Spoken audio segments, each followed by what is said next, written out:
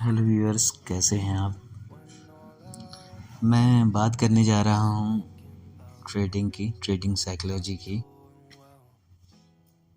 Trading psychology एक ऐसा topic है जिसे बहुत कम लोग अच्छे से समझा पाते हैं।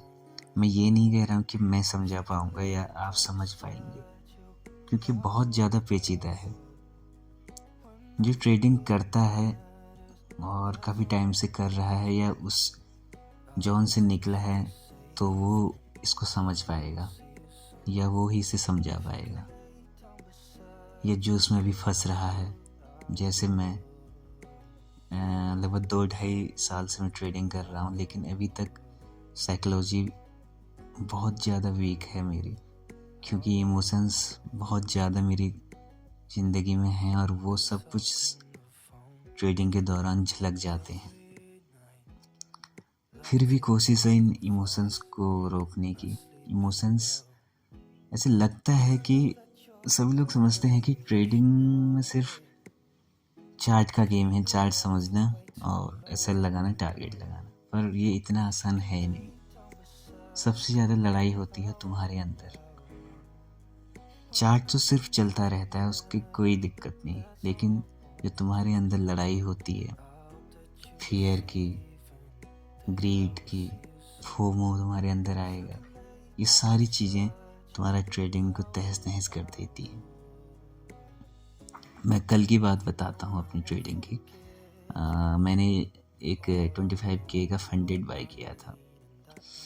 सबसे पहले तो जो पहला ट्रेड था वो काफ़ी अच्छे से मैंने एनालाइज करके उसे सेटअप में कर दिया था। वो ट्रेड चल रहा था। मेरा एसएल था लगभग उसमें $150 के करीब, और टारगेट मैंने $400 के करीब था। पर जैसे ही वो $150 गया, मैंने अपना एसएल को ट्रेल कर लिया कि मैं इतना लॉस नहीं कर पाऊँगा, क्योंकि ट्रेल करने की ज़रूरत थी नहीं वहाँ पे, क्योंकि एसएल के नीचे जो सेफ एसएल था मेरा, उसके नीचे मार्केट का जाना काफ़ी टफ था, लेकिन जहाँ मैंने ट्रायल किया उससे नीचे जा सकता था एसएल। तो $170 तक वो जाने के बाद दोबारा लगभग $50 का मेरा एसएल बना था, उसको लेके दोबारा वो पूरा टारगेट हिट हो गया। हाँ, यहाँ पर साइकोलॉजी बिगड़ जाती है तुम्हारी। सबसे पहले तो ख्याल आता है कि मैंने अपने एसएल क्यों ट्रेल किया, या सिर्फ मुझे एसएल या टारगेट लेना चाहिए। या फिर तुम अपने आप पे बहुत ज़्यादा शक करने लगते हो कि मैं मतलब क्या हो रहा है। जब ट्रेडिंग हो रही होती है तब तुम समझते हो कि यार ये इतना चले गया, इसको मैं यहीं पर कट कर दूं या अपने एसएल को कॉस्ट टू कॉस्ट कर दूं, क्योंकि नीचे मैं एक एसएमसी और एससीटी प्लेयर हूँ, तो ऑर्डर ब्लॉक, एफपीजी, इन पे ज़्यादा ध्यान रहता है। तो जो मेरा एसएल था उसके नीचे एक एफपीजी ऑर्डर ब्लॉक बचा था, जो लास्ट लाइन डिफेंस था। लास्ट लाइन डिफेंस का मतलब वो लास्ट लाइन मेरा डिफेंस का था, वहाँ तक टारगेट प्राइस आके दोबारा अब जाने के चांस थे, उसे तोड़ने के कम चांस थे। लेकिन मैंने अपने एसएल ट्रेल करके काफ़ी ऊपर कर दिया और वो एसएल मेरा हिट हो गया। ठीक है, कुछ टाइम तक तो मेरे को ठीक लगा, चलो ठीक है, कम एसएल गया है, दोबारा ट्राई करेंगे। और जैसे ही उसके बाद से फोमो ट्रेडिंग हो जाती है, दोबारा से ऊपर जाने लगा, तो मैंने कहा ठीक है, एक और ले लेते हैं। इस टाइम मैंने अपनी क्वांटिटी बढ़ा दी, क्योंकि पिछली बार जो था मैंने क्वांटिटी भी सही रखी थी और सब कुछ ठीक था, क्योंकि पहली ट्रेड थी तो सोच समझ गया। दूसरी ट्रेड में इतना कोई सोचा नहीं, ना मेरा टारगेट था दूसरी ट्रेड, कुछ नहीं था, सीधे मैं ऊपर जाते ही मैं कूद गया। दूसरी ट्रेड में भी मेरा एसएल हिट हो गया। अब बात आती है तीसरी ट्रेड की। तीसरी ट्रेड में थोड़ा सोच समझ के करता हूँ। अब देखो, जब तुम्हारे एसएल हिट होते हैं तो तुम्हारे अंदर बहुत ज़्यादा फोमो आता है, बहुत ज़्यादा, मतलब इतने इमोशंस होते हैं, तुम एसएल देख नहीं पाते हो अपना। तुम्हें आज ही चाहिए सब कुछ, कि नहीं आज करना है, ये एसएल जो आज मेरा गया हुआ है, ये इसको आज ही रिकवर करना है। पर ऐसा होता नहीं है। ट्रेडिंग बहुत लंबे समय से है, जब तुम थे नहीं, तुम्हारे जाने के बाद भी रहेगी। और ये कोई T20 मैच नहीं है, ये टेस्ट मैच है। जितने आराम से खेलो, जितने पेशेंस से खेलो, ये उतना ही काम आएगा। उसके बाद जो तीसरी ट्रेड थी उसमें मेरा टारगेट मैंने रखा था लगभग $500 का, लेकिन $300 के आसपास में निकल गया फोमो, क्योंकि मुझे लगा कि मेरी 2 ट्रेडें उसके टारगेट के करीब जाने के बाद भी दोबारा एसएल हिट हो जा रहा है, तो इस टाइम मैं जल्दी निकल गया। पर तुमने नियम का पालन नहीं किया, क्योंकि पिछली 2 बार में मैंने प्रॉपर अपने एसएल और टारगेट के लिए वेट किया, पर इस बार जब टारगेट हिट होना था तब तुम टारगेट के बीच में ही निकल गए। ये चीज़ें होती हैं, ये चीज़ें तुम्हें घेर लेती हैं और यही तुम्हारी साइकोलॉजी को बहुत ज़्यादा ख़राब कर देती हैं।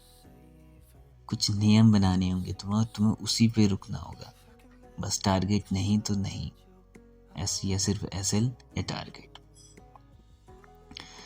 उसके बाद ये सब कुछ ठीक था, लगभग मैं $150 के करीब प्रॉफिट में था, तो डे को मैंने क्लोज कर दिया। रात में एक सेटअप और दिखता है मुझे, इतना रात के करीब 10-11 बजे मैंने कहा टारगेट और छोटे क्वांटिटी में लेके ऐसे लगा के छोड़ देता हूँ, पर छोड़ दिया मैंने इसे। थोड़ा सा वो टारगेट के करीब भी गया। जब मैं बाद में चेक किया, सुबह जैसे मेरी नींद खुली वो मेरा एसएल को हिट कर रहा होता है, तो जैसे नींद खुली 1 मिनट में देखता हूँ चार्ट को, मेरा एसएल हिट कर जाता है। फिर वहाँ से फोमो आ जाता है अंदर, और बहुत ज़्यादा एक ग्रीड और बहुत ज़्यादा डर लगने लगता है कि मेरा जो कल का प्रॉफिट था वो मैंने गंवा दिया आज।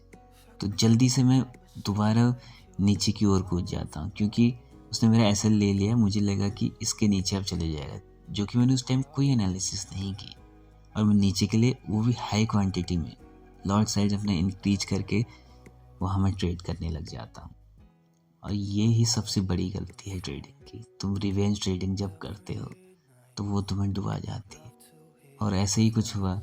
लास्ट में मैंने लगभग $400 का लॉस किया।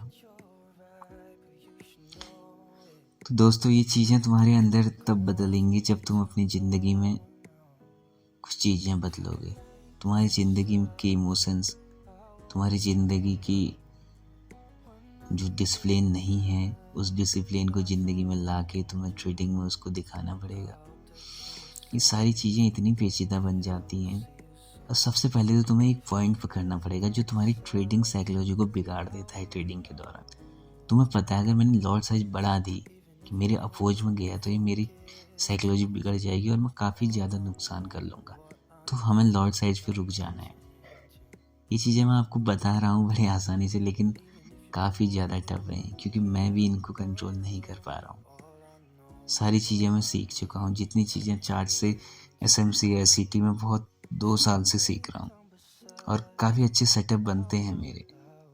लेकिन जैसे ही मैं डेमो ट्रेडिंग में आता हूँ उसमें हमेशा टारगेटेड, क्योंकि उसमें इमोशंस हम होते नहीं हैं, इमोशनल होते नहीं हैं, हमारे इमोशंस आते नहीं हैं, और जैसे ही पैसा लगता है सारी चीज़ें बिगड़ जाती हैं। तो 2 चीज़ें हो सकती हैं, या फिर तुम पैसे को एक कुछ पॉइंट की तरह देखो, अपने प्रोसेस पे ध्यान दो बस, और ड्रॉ डाउन में भी अगर ट्रेड जाता है तो वहाँ पे रुक जाओ। मतलब वहाँ पे तुम्हें बहुत ज़्यादा फोमो तुम्हारे अंदर नहीं आना चाहिए, और फियर नहीं आना चाहिए। ये चीज़ें कंट्रोल करना काफ़ी मुश्किल है, पर धीरे धीरे कोशिश करते रहो। जैसे जैसे तुम ट्रेडिंग करते रहोगे धीरे धीरे ये चीज़ें तुम्हारे काबू में आना शुरू हो जाएंगी। ऐसा नहीं कि बहुत जल्द, कोई बहुत जल्दी भी इन पे काबू कर सकता है। जो अपनी लाइफ में इमोशन जिसके कम हैं, या जो बहुत स्ट्रांग है, जो डिसिप्लिन है, वो इन चीज़ों पर थोड़ा हमसे ज़्यादा कंट्रोल कर सकता है। पर फिर भी इन चीज़ों पे बहुत ज़्यादा हमें जोर देने की ज़रूरत है, क्योंकि 80% सारी चीज़ें यही हैं ट्रेडिंग में, बाकी 20% ही तुम्हारी चार्ट की एनालिसिस काम आती है। थैंक यू, और ये आशा करता हूँ ये थोड़ा आपको ठीक लगा, और ये मेरे को भी सपोर्ट करेगा आने वाले दिनों में, क्योंकि अगर हम कुछ लिख के या कुछ बोल के रखते हैं तो बार बार हमें पता चलता है कि गलतियाँ कहाँ पे हो रही हैं। तो यह आपके लिए भी और खुद मेरे लिए भी इम्पोर्टेंट है ये वीडियो।